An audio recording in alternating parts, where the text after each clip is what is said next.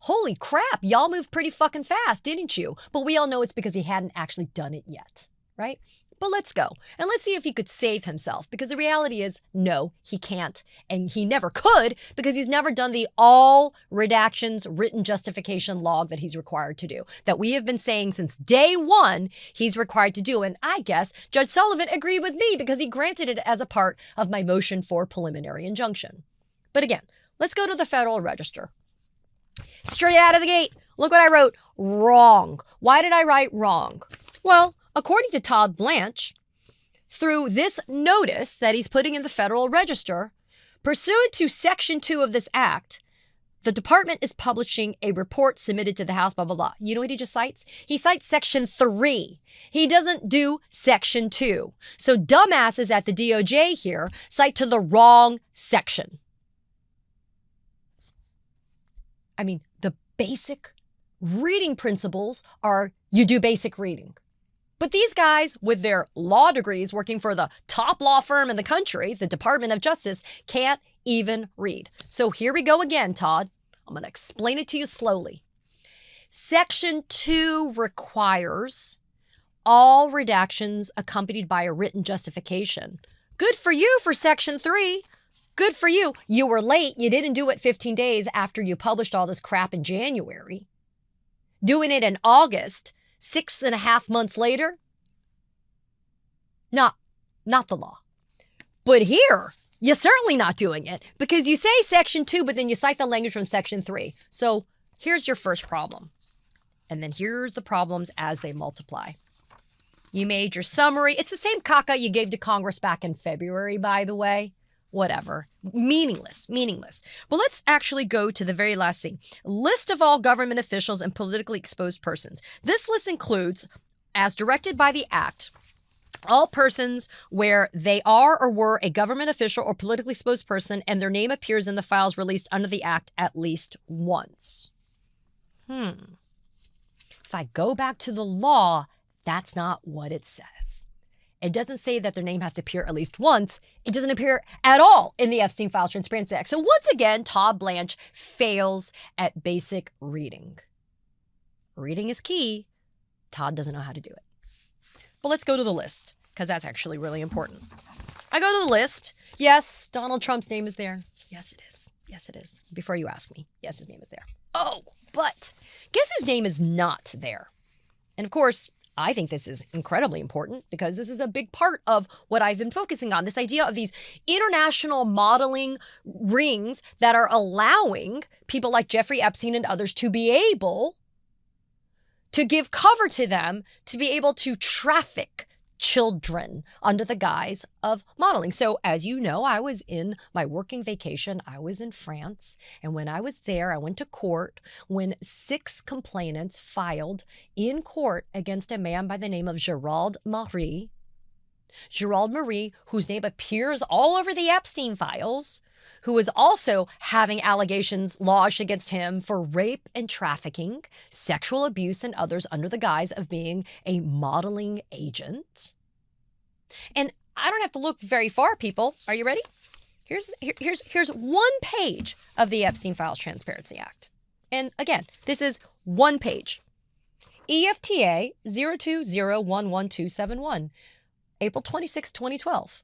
It's an email from Daniel Syed, the recruiter for not only Jean-Luc Brunel and Jeffrey Epstein, but he also worked with Gerald Marie. I remember Daniel Syed ended up mysteriously dead when I was in Paris, of all coincidences, and his name was implicated directly in working with these modeling agents like Epstein and others who ran these modeling agencies, and he ended up dead. So, an email dated April 26, 2012 to Jeffrey Epstein, to 2 separate Jeffrey Epstein email addresses from Daniel Syed. Hello from Paris. And then he goes through a litany of names of girls. Nicole is fine. Landy is home. Me and Victoria. We're looking for different sponsors. Quote, I meet Gerald Marie. He just opened a new agency named We have a great team for advertising. I have already lots of models.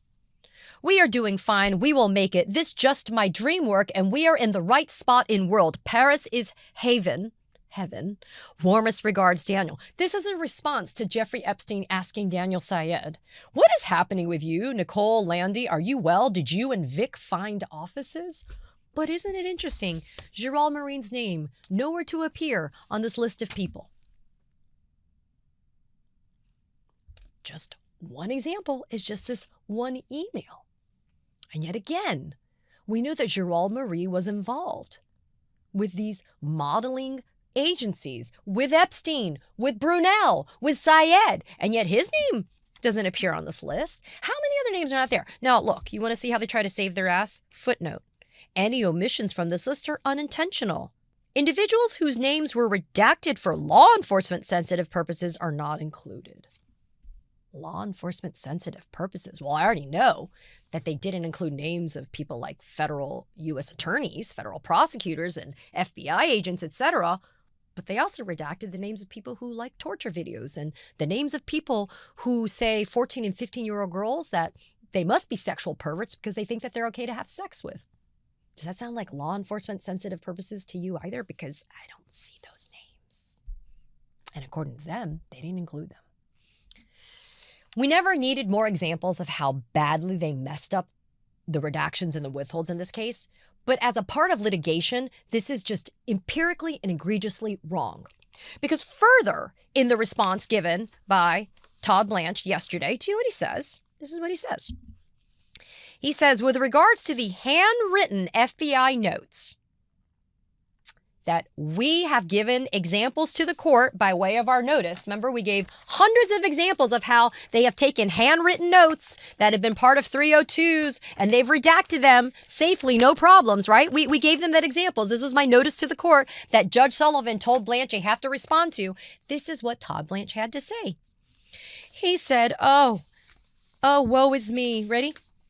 The task of more than 500 attorneys and reviewers from the Department of Justice reviewing millions of pages of documents on a compressed timeline, working days, nights, weekends, and holidays, including Christmas Day, New Year's Eve, and New Year's Day to do this. Well, guess what? Well, yeah, we've identified some notes, but look, they're duplicative. Their quality control checks are less effective on handwritten material, and the risk of inadvertent disclosure is substantially higher. So you know what? We're not going to do it. He keeps on telling this federal judge who has ordered him to produce these things, we're not going to give them to you. The judge has said, just manually redact it. Still not going to do it. Which is absurd because we all know now it's only about 30-something pages, right? We're not talking 30,000. We're talking about 30 pages. I don't know if Todd Blanche knows this because I don't think he bothers to actually look at anything. But then here it goes. The department maintains its objections to producing any such documents. You should hesitate, Judge, before you order an in-camera review of these documents because this precedent, quote, will open the door to a process that would likely ultimately result in the line-by-line review of redactions to millions of pages of documents, end quote. Amen, brother. It's called a special master. And it's called you complying with the law. How dare you think, the fucking audacity of you as the Attorney General of the United States to think that just because you don't want to deal with the inconvenience of a redaction by redaction explanation, yeah, why not? That's what the law told you to do. And according to you, you had hundreds of people laboring for hours to do it. The woe is me is stupid. And I have no sympathy for you. It's the law. Either abide by it or get the hell out of the job. Because you're showing you can't even do the job. And listen, it's not even anything complex. I'm not asking you to do calculus. I'm asking you to go and explain the redactions, and you're going to have to do so. Because you've clearly violated the law. And then, of course, Blanche, because he's so chicken shit of having to produce things in an unredacted form, says if the court determines this process is necessary, the department respectfully asks the court to stay its order to allow the government to appeal this before the court alters the status quo. Once again, asking for a stay. Listen, I still haven't gotten an answer or a response to my complaint. You still haven't responded to my lawsuit, Todd Blanche. whatever. It's falling on deaf ears, is it not? Todd's not going to hear me. He's not going to listen to this. But Judge Sullivan can make him listen. This is the absurdity of all of this. It is Todd Blanche actively participating in a cover-up and a failure to comply with the law and now multiple court orders. None of this is an excuse, people, and none of it is justifiable, and none of it is legitimate. The reality is, because I keep on hammering and hammering and hammering in this lawsuit, it forces the DOJ to have to sit there and publicly explain what they have done, and none of it holds water. So for all of you naysayers out there, they're like, oh, well, what's the big deal? Her lawsuit, what's going to happen with this lawsuit? This is what's going to happen with this lawsuit. This is what is happening with this lawsuit. We're making them do the work, and we're making them have to show their work. And that is more important some days than allowing them to just sit there comfortably thinking that nobody is there trying to hold them to account.